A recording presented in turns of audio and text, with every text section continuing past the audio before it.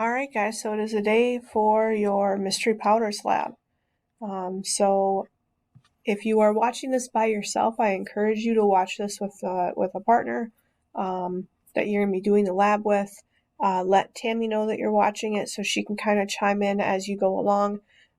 There's going to be a lot of stuff that I'm going to cover in this screencast, and I want to make sure you guys are ready for it. So if you need to print the mystery powders lab out, I want you to pause this video right now and make sure that you print it out. It is probably not something that you can do on the computer. You can certainly do it on a separate sheet of paper, but it's just not something you can do on the paper or on the computer. So either grab a separate sheet of paper or go ahead and pause the video right now, print out your lab, and then come back. Alright, so you guys should either have a piece of paper or you should have the Mystery Powders lab as a hard copy in front of you.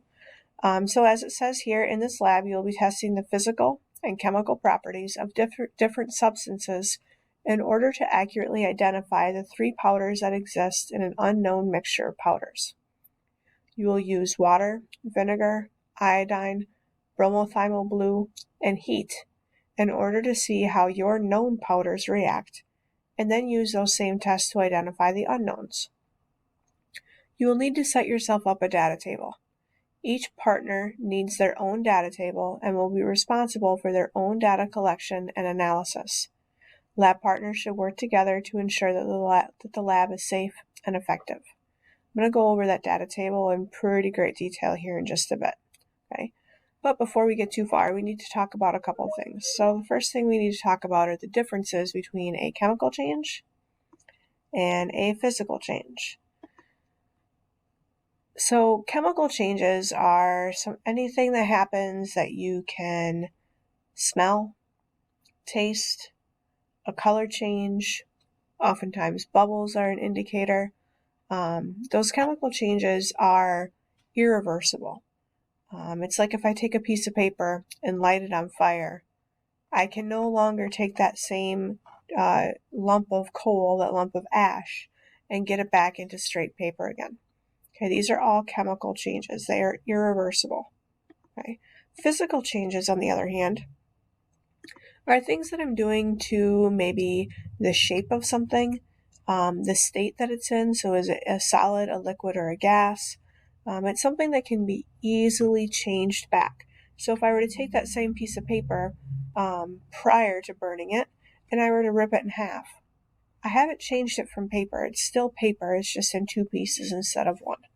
Okay, so physical changes are things that are reversible, things that I can do a pretty easy something to it, add heat, take away heat, etc., and get my original substance back. Okay, so it says for your procedure here, you're going to be testing each powder with these different things. Okay, record your observations. So we need to get our data table rolling.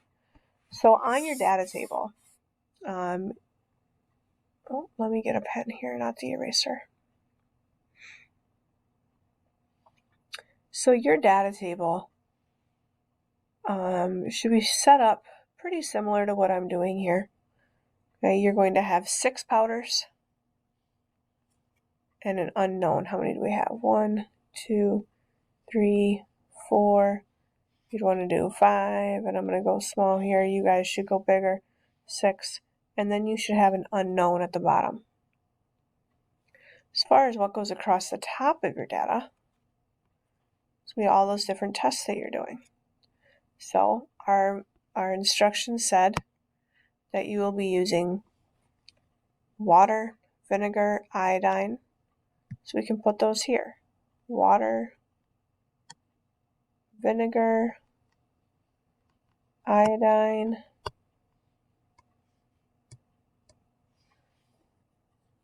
bromothymol blue you can abbreviate to BTB. And then the last one here is heat. Okay. So each powder will be given 5 tests. Now, as far as what you would put in each of your boxes, is you want to describe this to me as best you can, so that when you get to your unknown, whatever your unknown shows up as, you can go through and you can pick out, oh, okay, well, my unknown turned orange, just like number 2 did in water, or whatever the case may be. Okay, so you've got to be descriptive. So when you add water to something, you might see a change in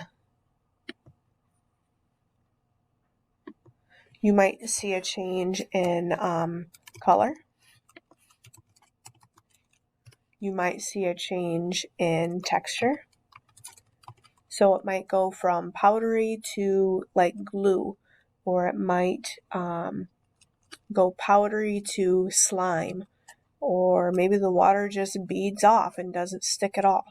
Okay, you could see bubbles depending on what you're adding, but those are the 3 most common things that you might see for water. Okay, again, you want to be specific. When you add vinegar to something, you might see bubbles. Again, there might be a texture change. There could be a color change, although vinegar is white, it doesn't usually change color, but there might be. Or just like water, it could just bubble off. Okay, just bead off, and the powder could just not absorb it at all. When we're dealing with iodine, your choice basically for iodine is that it's going to stay brown, or it's going to turn black purple. Okay, so iodine is an indicator of certain things, and the normal color of iodine is like a brownish orange color, but then if it's indicating that something is present, then it's going to change to this black purple color.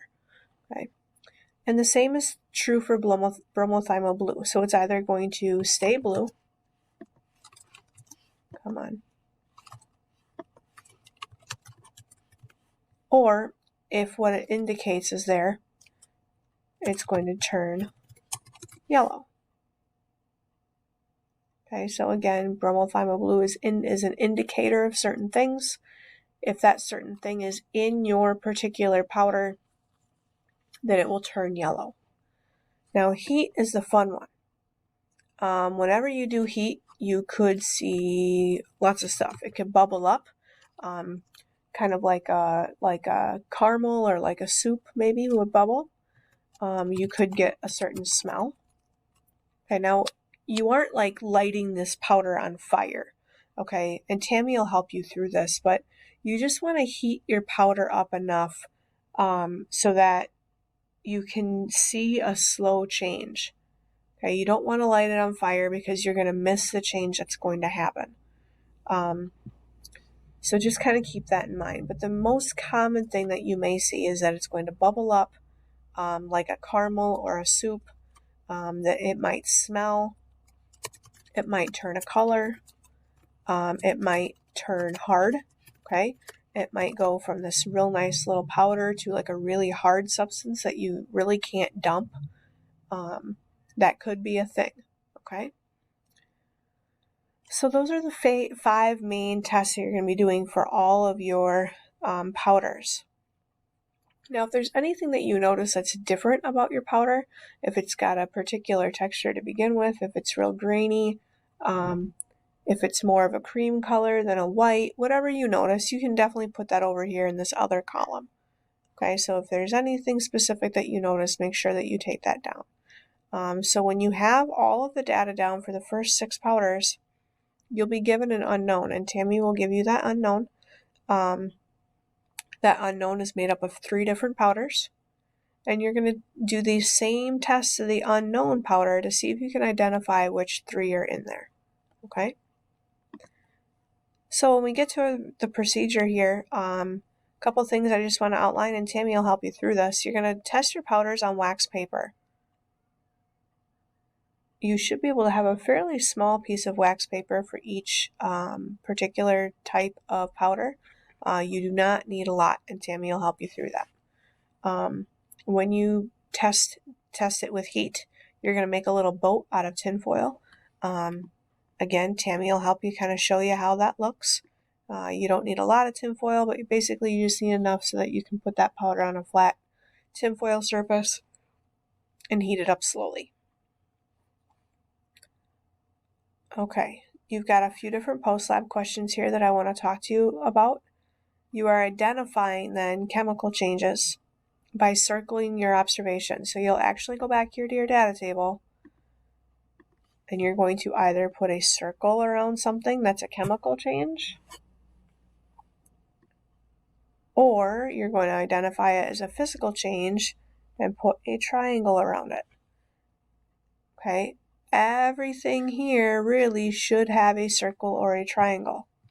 Okay, if all that happened was that your, let's say you add water to number 2 and the water is just absorbed, then that is a physical change. Okay, we can definitely reverse that particular thing. We could heat that substance up very slowly and evaporate the water and get that substance back to exactly how it was before. Okay, so everything here should either have a circle or a triangle, indicating either a chemical or a physical change. Number 3 is adding heat to a substance, physical or chemical, and why. Okay, take a look at, when you do this, take a look at your heat things. Okay, see what you see. It definitely might matter as to how much heat you add, and you can talk about that. Okay, and then number 4 here, what were this should be numbers, let me change that quick. What were the numbers of the mystery powder? Okay, so you should have 3 numbers here. The order doesn't matter, I mean, it's whatever, but you should have 3 numbers here that identify the numbers that you got from your data table as to what you think the mystery powder is. Okay, so I think that's everything for the mystery powders lab. You guys certainly can work in partners or small groups with this. Keep an eye on your time though. You need to stay under 15 minutes. Okay, so if you guys are working closely together, you can only be close together for less than 15 minutes total.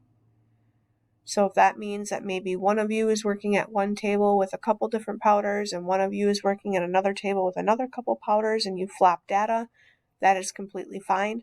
But please, please, please be cognizant of your time. Okay? This lab is not more important than your health, so make sure that you're keeping that in mind. If you have any questions, please ask Tammy. She is going to help you through this lab. And if there's something that Tammy doesn't know, which is highly impossible because she's done this lab like a bajillion times, then she can give me a call and we can go from there. Okay. Otherwise, have fun. Make sure you get all these things uploaded. I do need the data table as well as all of the pre-lab and post-lab questions uploaded to Canvas. Okay. Have a good time, guys. This is a really fun lab and I'm really sad I'm missing it.